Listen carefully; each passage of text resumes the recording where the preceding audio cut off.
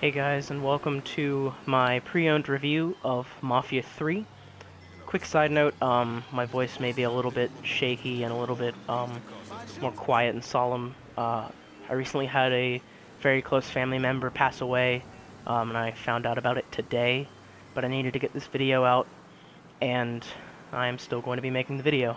Um, so, to start off with the story, Mafia 3 is a game that revolves around Lincoln Clay after he returns from the Vietnam War in the 1960s to his hometown of New Bordeaux, Louisiana.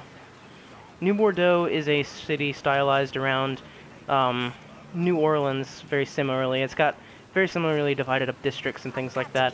And it has a very 1960s racial feel to it.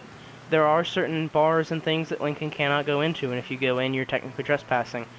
But the main story revolves around Lincoln's revenge against the Marcano crime family in New Bordeaux. After he returns from the war and does a job for the Marcano family, they kill his adoptive father and adoptive brother because they owed them money and had screwed them over at too many opportunities.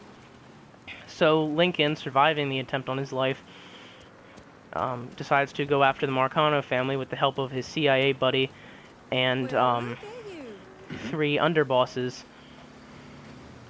And the underbosses are three very completely different individuals. There's Cassandra, who is a member of the Haitian gang in New Bordeaux, who she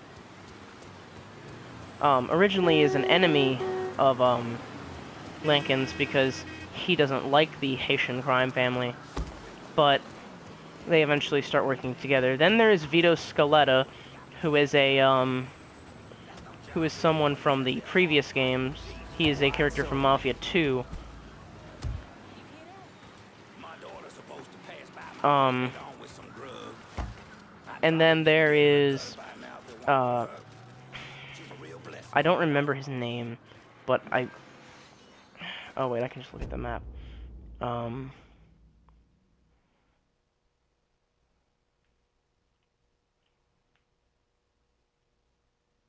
There's Burke, who is an Italian mobster, who works with the IRA. Some brothers come back fired up and ready for a fight, while others could go their entire lives without touching another firearm. Huh? Maybe. Where'd he come from? We're gonna take you to What the? Let the cops break it up. That may be bad. This happened too often here. So Lincoln hooks up with those three as well as the CIA buddy Donovan to slowly take out the crime organization of the Marcanos that has been built up in New Bordeaux. And as you can see, New Bordeaux is divided into multiple districts. You've got Delray Hollows, Barclay Mills, River Row, South Downs, Downtown, Frisco Fields, French Ward, Tickfaw Harbor, and Point Verdun. Now, I've already beaten the game, but each of those districts were controlled by different people. Now, each of the smaller districts, Delray Hollow, Barclay Mills, Point Verdun, Tickfaw Harbor, River Row, and Downtown, were run by smaller lieutenants. And the three capos, or basically the second hands to the big boss, ran Frisco Fields, the South Downs, and the French Ward, which basically to get to the bigger upper boss, you had to beat their two lieutenants. And then once all of the bosses were beaten, you could go take out Sal Marcano, who was at the top. I think the structure was very good for that, but I'll talk about that a little more in gameplay. But overall, the story was very good. The story was really the main reason I stayed in the game. I had initially heard reviews saying the game was very bad, that people didn't really think the game was good, but I thoroughly enjoyed the story of the game. Just the slow build-up to taking out Sal, but also the fact that every single one of these bigger bosses, the lieutenants and the capos, as you took them out, they had they had story to them. They weren't just random people you were taking out. In some instances, you had actually met them before, they knew who you were. I mean, all of them knew who you were, since you had worked with Sal before in the past.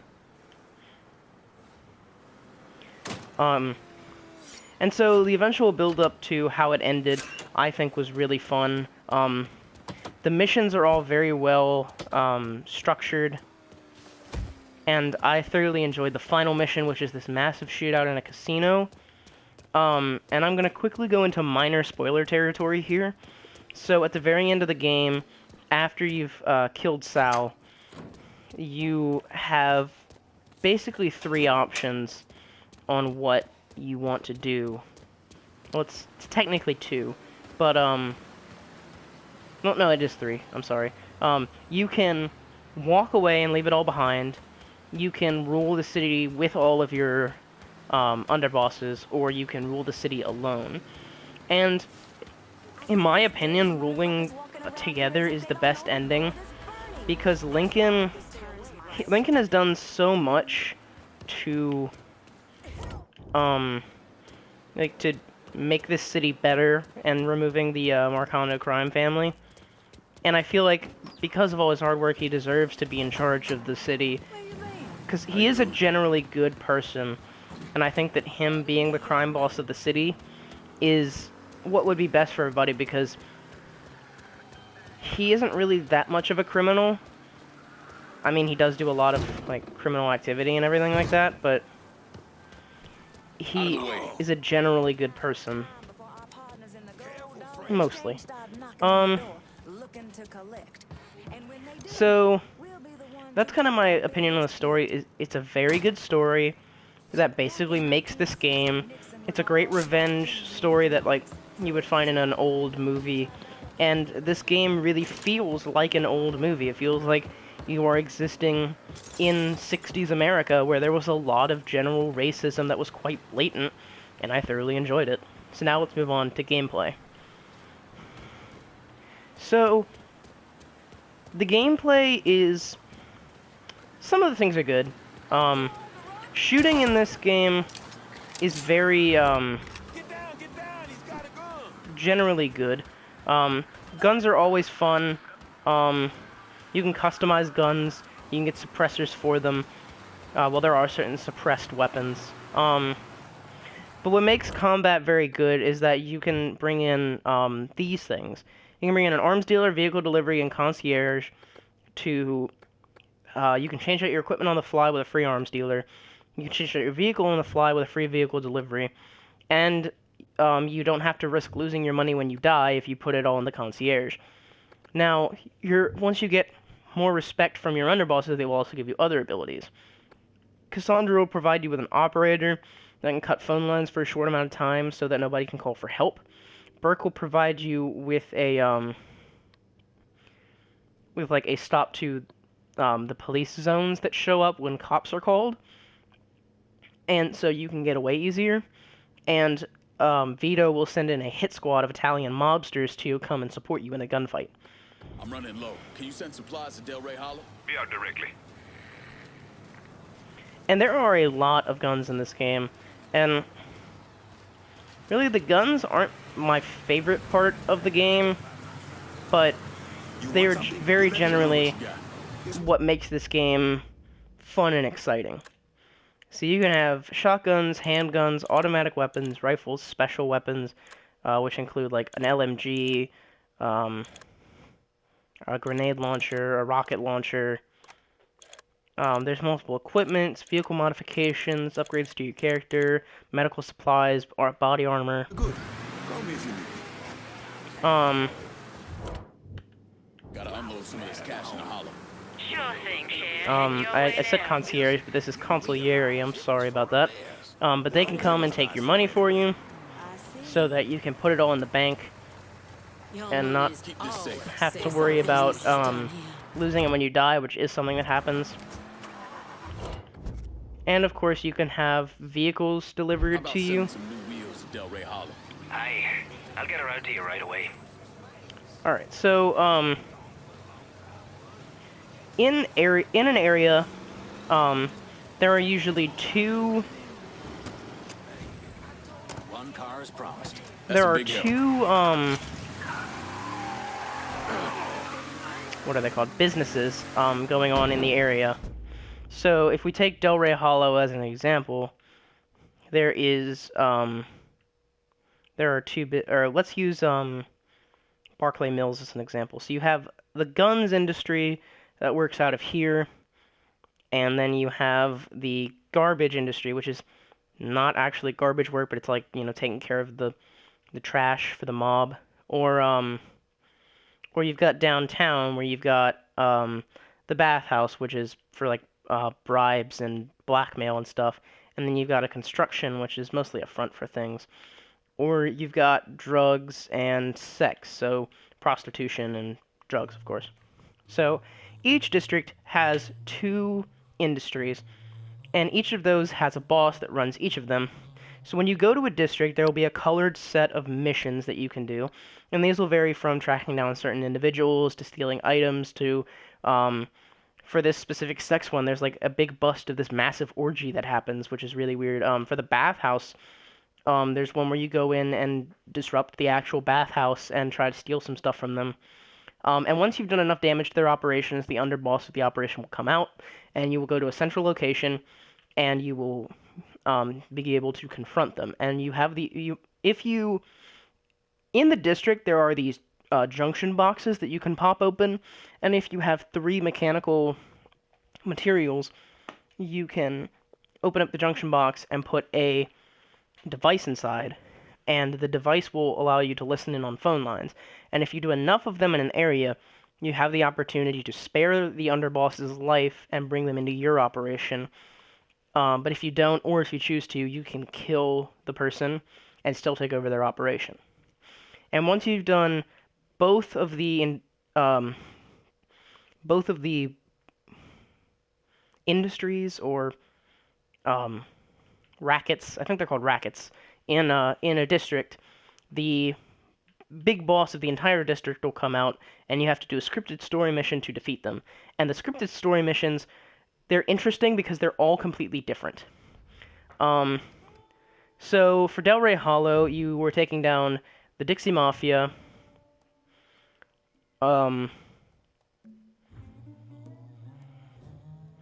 which had 2 criminal rackets, smack and prostitution, which were run by those 2 gentlemen.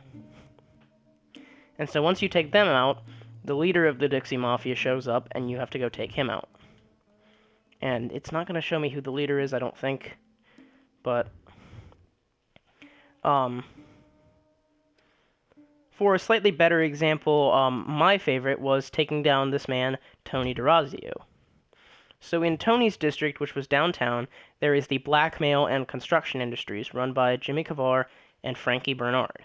So once you take both of them down, Tommy shows up.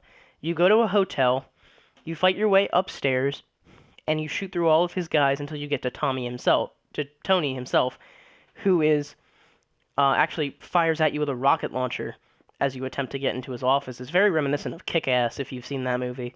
So then, once you finally get into Tony's office, you throw him out a window, which is really, really cool. Doing that was so much fun, just watching him fall all the way from the top, and watching the news reports afterwards about it, which play as cutscenes. And then, basically your job is to escape, and the easiest way to do that is just in the confusion, sneak past all the guards and walk out the front door. So each of the missions to take down all of these people, the lieutenants and the capos and everybody,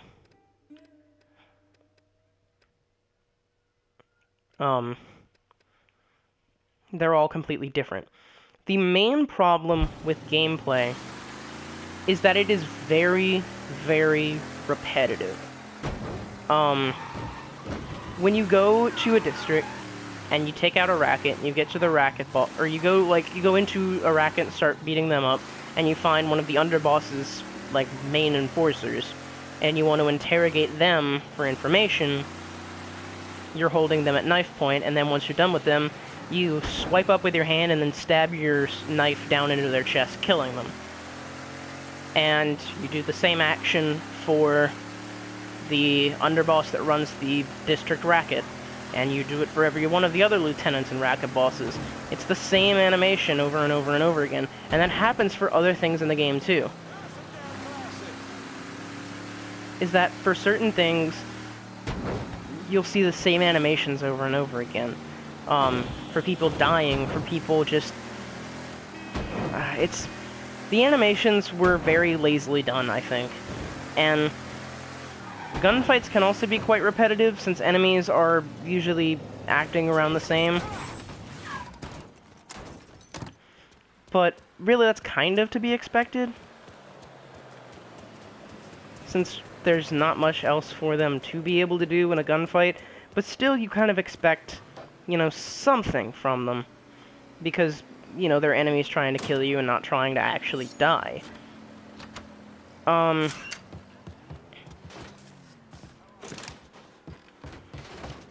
It's just very strange, how the gameplay could ever be so repetitive, because every gunfight plays out exactly the same.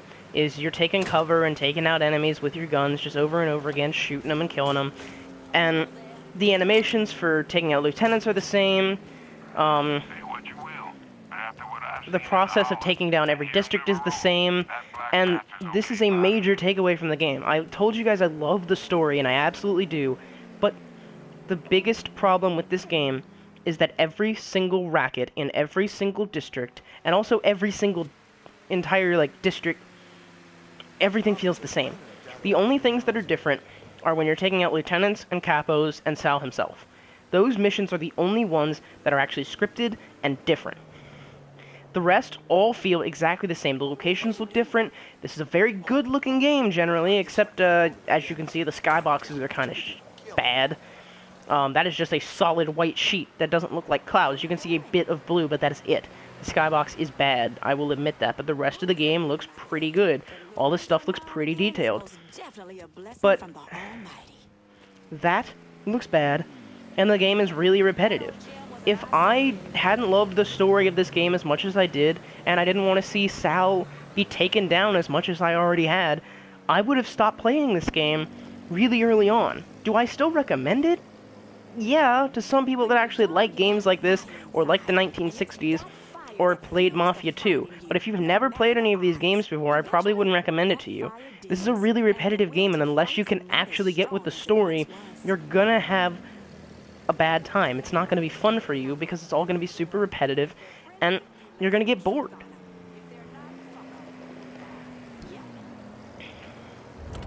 I'm trying to think of anything else I could talk about gameplay-wise. There really isn't much else to talk about. I did say earlier that there are places that are, like, quote-unquote white only. And I can attempt to find one. I believe there are some in downtown, so I will head that way while I talk. But honestly, hold on, this might be one. Whoa! Okay, hi there. No, this is a nice place. Well, nice-ish. But, when Lincoln does, like, a melee attack, there is also... It's also, like, very repetitive looking. What's wrong with you? Now I guess I can talk about driving mechanics while we drive off to downtown to try to find a white-only establishment. So driving in this game does actually feel pretty good. As you can see in the top, there's a rear view mirror, which shows you how, what's behind you generally. It can't show you very far, which is kind of annoying. But, it can show you generally what's behind you.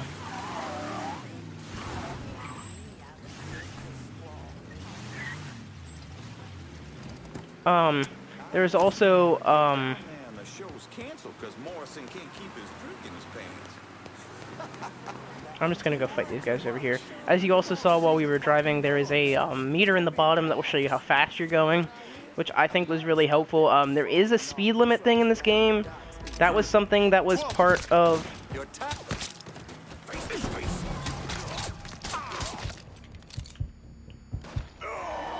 Oh, jeez. Speed limits were part of Mafia 2, but the thing about Mafia 2 was that there were speed limit signs. In this game, not once have I seen a speed limit sign. Every now and again, a speed limit will pop up in the bottom right corner when you're driving to show you like how fast you're supposed to be going in that area, but I would have much rather preferred actual speed limit signs on the side of the road if they were going to try to make me pay attention to how fast I was going. Because if they would have done that, it would have made driving feel extremely realistic, because I would have had to watch how fast I was going, otherwise I would get pulled over. And that's how it worked in Mafia 2, is that if you went too fast in a certain area and there were cops around, you got pulled over. Well, you got shot, but...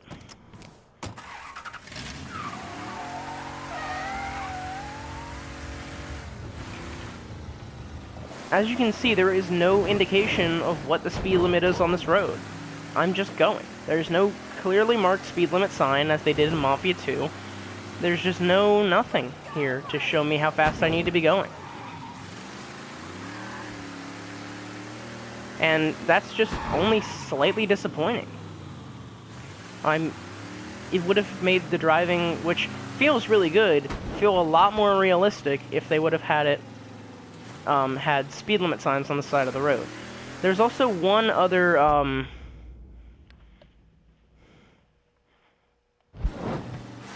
There's also one other driving mechanic that's pretty interesting and unique to this game, and it's the slow motion.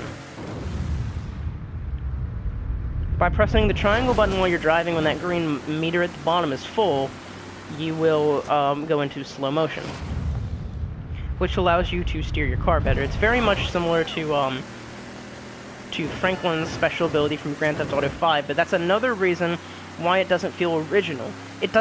It's a good mechanic, but it's not an original mechanic. Other games have done this before. I do appreciate that in this game it slows everything down, including the music and in-game everything. Like everything, every sound, every action is completely slowed down and modified to the slowed down time. But it's just, it's not original. I would have rather have seen something completely different and completely original put into this game for driving. But I do appreciate the slow motion. Slow motion is also something that was added in after the fact, it was something that was added in as a newer mechanic once one of the newer DLCs came out. I would normally in these reviews talk about the DLCs, but I didn't play any of them. And from what I understand, none of them are very impressive. One does have you repair up the old bar where your adoptive father used to work out of, but that's not really a big draw for a DLC. Also, the same DLC has Lincoln go into a love interest, but it feels very rushed, apparently, according to other people.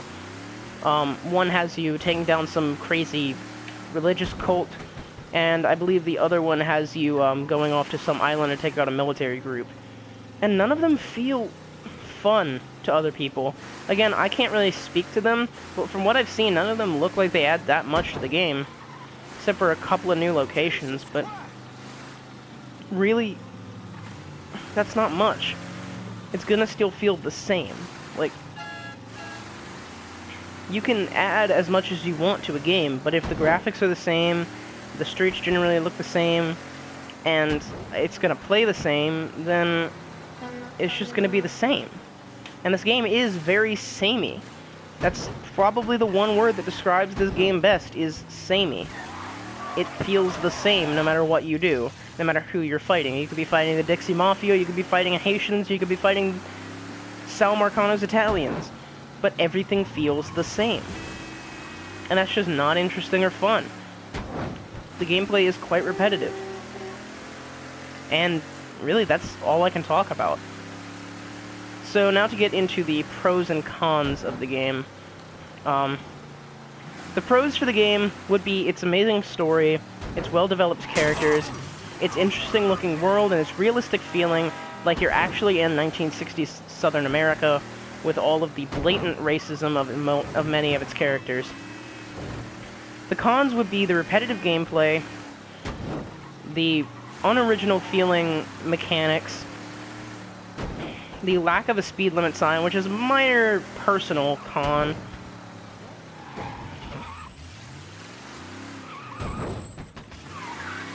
and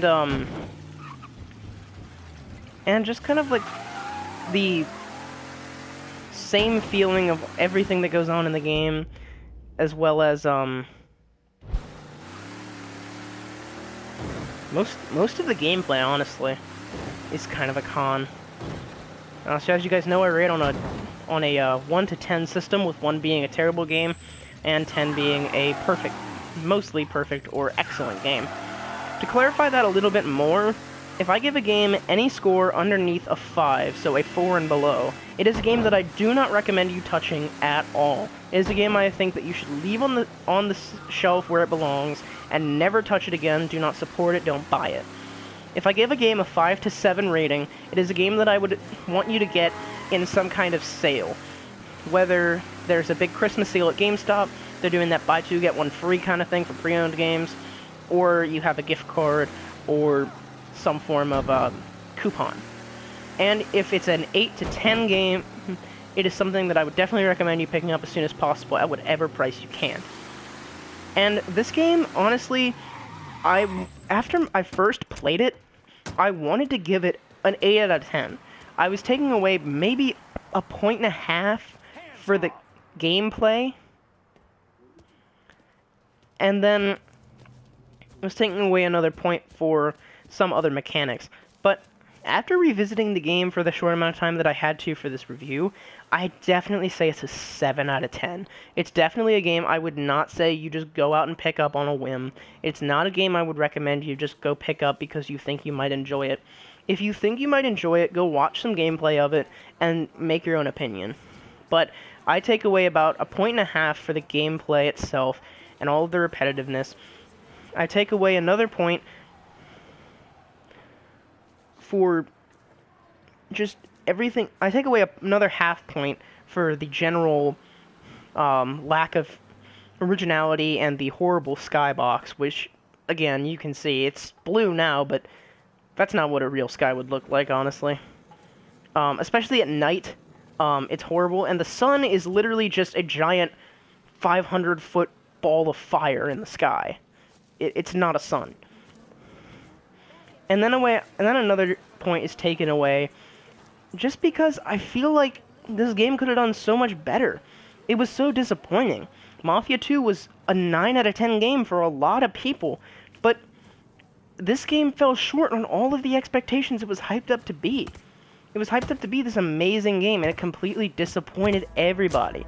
And I have to say that I was quite disappointed as well after playing this game.